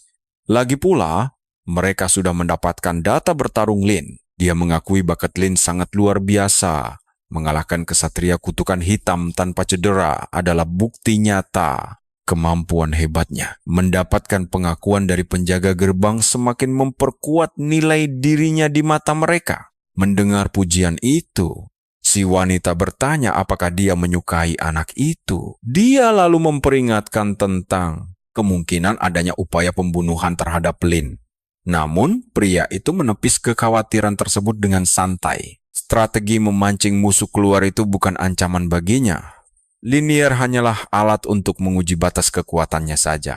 Mereka memuji potensi Linier sembari memantau situasi sekitar. Tiba-tiba, alat pengintai mata bersayap mereka berkedip, memancarkan cahaya merah tanda tim protagonis telah tiba. Sinyal ini memberi mereka akses penuh untuk melihat rekaman lengkap ruang bawah tanah. Mereka mulai menganalisis performa bertarung pahlawan kita. Dan begitulah, kita akhirnya melihat sang wanita mengakui kalau Lin memang punya kekuatan luar biasa yang sangat unik. Kalian harus lihat, ini si pria mulai menggoda temannya tentang rencana evakuasi kemarin, tapi sebelum dia menjawab, sesuatu yang mengejutkan muncul di layar kaca. Mata mereka langsung terbelalak lebar seakan tidak percaya saat Pertanyaan yang sama keluar dari mulut mereka. Kejadian di dalam rekaman itu benar-benar di luar nalar. Rupanya, kejutan besar itu berasal dari munculnya sosok Biotears dan sang penjaga pohon raksasa di dungeon. Mereka berteriak karena tahu monster-monster ini bukanlah makhluk panggilan biasa yang memakai item murahan. Rasa terkejut berubah menjadi bingung saat si wanita menyadari kehadiran sang penyihir pemusnah di sana juga. Perlahan, mereka berdua mulai sadar kalau dugaan mereka selama ini ternyata benar-benar salah besar. Mereka melihat Sumu dan langsung paham bahwa gadis itulah pengendali kedua monster mengerikan tersebut.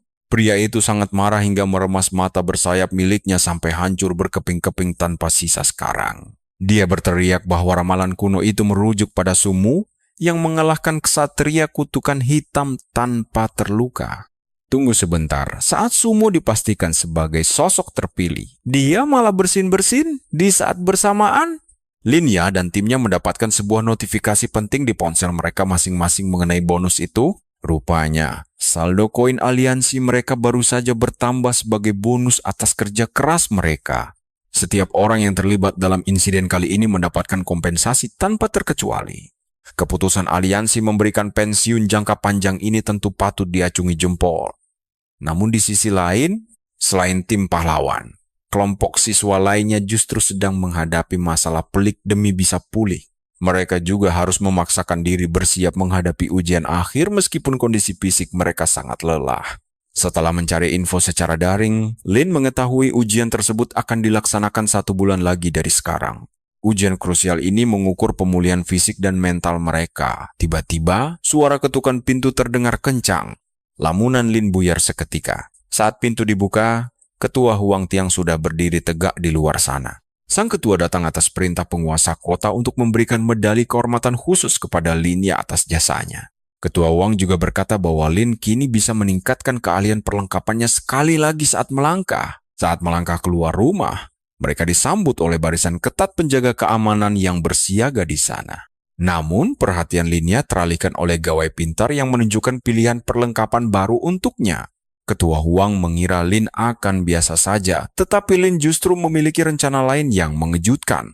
Dia ingin menukar sepatu bot dan sabuknya karena efek pemulihannya dirasa sudah tidak berguna lagi. Apalagi, pertahanan sihirnya hanya mempan menahan serangan dasar dari para penyihir standar saja. Sebagai pendeta dengan pertahanan bawaan tinggi, sabuk penguat tersebut terasa sangat tidak efisien baginya. Linya mengaku bahwa dia awalnya memilih sabuk itu hanya untuk sekadar lulus ujian akhir. Sekarang, dia ingin menukar sepatu lincah miliknya untuk mendongkrak potensi kekuatan bertarungnya nanti. Dan jujur saja, kalian pasti setuju kalau kecepatan dalam pertarungan adalah segalanya demi meraih kemenangan. Ksatria, kutukan hitam, dan penjaga pohon raksasa selalu mendominasi musuh berkat kecepatan serangan mereka. Tanpa kecepatan ekstrem itu, bos dungeon sekalipun akan sangat mudah untuk dikalahkan lawan. Bahkan daya tempur mereka bisa merosot hingga 50% tanpa adanya aspek kecepatan tersebut. Linya akhirnya memutuskan untuk mengambil sepatu bot api beserta buku keahlian gelombang penyembuh. Sumu langsung heran karena menganggap gelombang penyembuh hanyalah keahlian tingkat platinum biasa saja. Keahlian ini mampu memulihkan 500 nyawa sekaligus memberikan 800 kerusakan pada musuh. Dengan mengaktifkan bakat miliknya, daya hancur jurus ini bahkan bisa jauh melampaui sihir cahaya suci. Satu-satunya syarat adalah harus ada minimal 2 target musuh di area sekitar mereka agar berhasil. Setelah urusan beres, Ketua Huang pamit untuk segera menemui Shang Guanyan di sekte Rima Spiritual. Sebelum pergi, Lin sempat menanyakan keadaan Huang Xiaoping yang sempat memicu kekhawatiran besar baginya. Ketua Huang meyakinkan bahwa putranya baik-baik saja dan memiliki misi penting tersendiri yang sangat rahasia. Setelah kepergian rombongan tersebut, Sumu langsung penasaran dan bertanya kemana perginya Xiaoping. Sambil tersenyum misterius, Lin menyebutnya sebagai rahasia dan menyuruh gadis itu menikmati liburannya tanpa perlu memikirkannya. Dia menolak ditemani karena misi kali ini harus diselesaikannya sendirian. Sampai jumpa di bab berikutnya. Kalian dan aku akan melihat para guru sibuk mencari Lin setelah gagal menemukannya di mana-mana. Setelah bertanya terus, mereka akhirnya sampai di rumahnya dan mengetuk pintu. Tiba-tiba pintu terbuka dan Sumo muncul menyambut para guru dengan sangat tenang. Dia kemudian menjelaskan kalau sang karakter utama sedang pergi untuk membersihkan dungeon di luar kota. Tapi sebelum selesai, seorang guru wanita langsung memotong pembicaraannya dengan nada tidak sabar dan kasar. Dia menyuruh Sumo mendengarkan, meski tahu Sumo diperebutkan banyak universitas. Tanpa memberi kesempatan menjawab, guru itu terus bicara dengan nada yang penuh dengan hinaan. Dia menegaskan bahwa keputusan ada di tangan Mumu untuk memilih 3 universitas elit atau tempat lain. Menurutnya, kampus top punya pengajar terbaik dan fondasi akademik kuat sangat berbeda dengan kampus biasa. Kampus tanpa standar tinggi yang rela menurunkan kualitas demi merekrut siswa. Guru itu mengaku hanya memberi nasihat demi kebaikannya sendiri. Lalu, dengan sengaja, dia membongkar keputusan Lin yang ingin mendaftar ke Universitas Apokalips yang berada di peringkat 10. Dia menekankan hanya kampus itu yang mau menerima Baiji. Sindiran tajam ini jelas sengaja dibuat untuk menggoyahkan keyakinan dan tujuan hidup Sumo. Sebelumnya, disinilah kalian harus perhatikan baik-baik. Guru ini pernah mendatangi Lin untuk membahas perekrutan. Lin menegaskan tidak akan kuliah tanpa seluruh timnya. Itu adalah syarat mati yang tidak bisa ditawar. Guru itu marah besar dan membentak bahwa tidak ada kampus yang mau menerima murid payah sepertinya. Dia mengejek Lin hanya mengandalkan koneksi meski peringkat 1. Namun, di luar dugaan guru tersebut, Universitas Apokalips justru menerima semua syarat Linier. Kenyataan ini membuat si guru wanita sangat terkejut dan tidak tenang.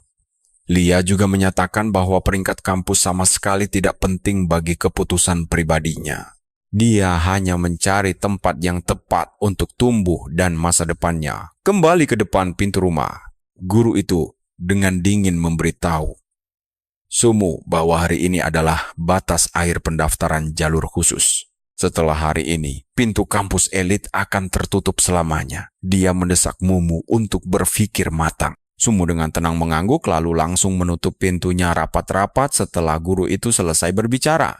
Sambil merenung sendiri, dia merasa ucapan guru itu sangat kasar meski ada benarnya. Dia mengecek ponselnya dan melihat belum ada balasan dari Lia. Sementara itu, Lia sedang bertarung tiada henti di dalam dungeon. Kalian pasti tahu kan betapa hebatnya insting bertarung dan kekuatan besarnya dalam menguasai medan pertempuran. Dengan kemampuan beruntunnya, dia membantai monster dengan cepat lalu segera berjalan menuju portal keluar dungeon. Dia menyadari tidak perlu lagi mengalahkan 10.000 bos monster. Dengan kecepatan luar biasa seperti ini, menyelesaikan target sebelum liburan usai rasanya sangat mudah. Meski peningkatan level melambat, sumber daya dungeon sangat membantu perkembangannya. Shang Wanyan dan Huang Tiani sudah berbicara langsung dengan pihak Universitas Apokalips. Ini memastikan Linier bebas memakai sumber daya dungeon kampus tanpa hambatan. Terpenting, Linier merasa kampus ini adalah pilihan terbaik. 10 universitas teratas memang tempat mencetak petarung elit.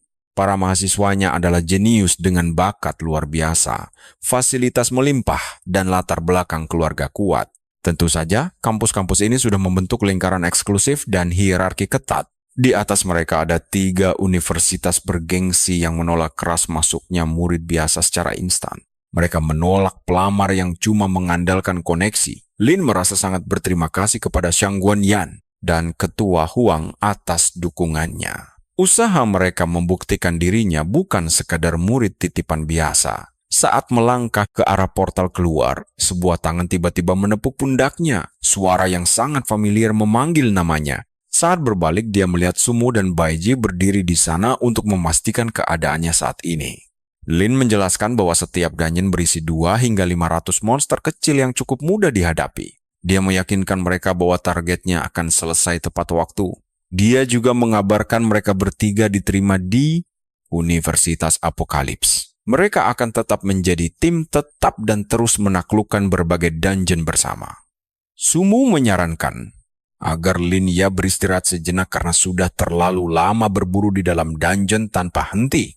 Ujian kelulusan sendiri sebenarnya sudah selesai dengan sangat sukses. Selain itu, perjalanan kelulusan yang dinanti akan segera dimulai. Linnea tiba-tiba sadar dia benar-benar melupakan acara tersebut. Tenang saja, kalian dan aku pasti bakal terus mengikuti kelanjutan liburan seru mereka nanti. Kalian pasti mau kan? Sekolah gratis tanpa peduli nilai atau peringkat? Semuanya ditanggung penuh oleh pihak aliansi. Tapi di era pasang iblis ini, manusia harus mengurung diri demi bertahan hidup. Meski ancaman besar sudah mereda, namun monster liar tetap berkeliaran di luar sana. Pasang iblis kecil terkadang muncul dan mengancam warga daerah rawan. Makanya, aliansi rutin berpatroli untuk membasmi sisa monster di setiap penjuru kota. Mereka terus memantau area liar. Sekarang, wilayah luar kota perlahan berubah fungsi menjadi tempat baru. Coba bayangkan, zona latihan sekaligus tempat wisata. Tempat ini dibuat khusus untuk menguji kekompakan mereka. Setelah berpikir panjang, Linnea akhirnya ikut perjalanan kelulusan ini. Di hari keberangkatan, peron kereta tampak sangat ramai, penuh sesak oleh murid dan warga. Mereka sibuk mengobrol santai sambil membandingkan nilai kelulusan masing-masing. Tiba-tiba Linnea menyadari ada orang luar di sana. Salah satunya Shang Wuyan yang membuat Linnea langsung bingung. Linnea heran kenapa sosok hebat seperti Shang Wuyan bisa ada di sini. Shang Wuyan berdalih umurnya masih memenuhi syarat. Meski dia seorang pemimpin, dia ingin cepat melapor ke Universitas Apokalips demi membiasakan diri lebih awal.